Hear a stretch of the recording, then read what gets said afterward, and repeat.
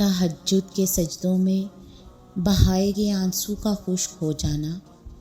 تمہاری سسکیوں کا یوں تھم جانا اور دل میں سکون کا اتر جانا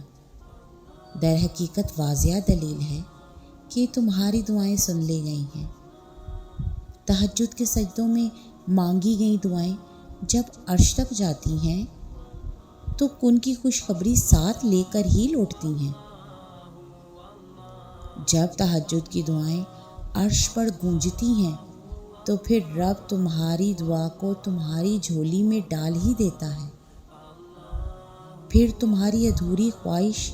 مکمل ہو جاتی ہے اور تمہیں مطمئن کر دیا جاتا ہے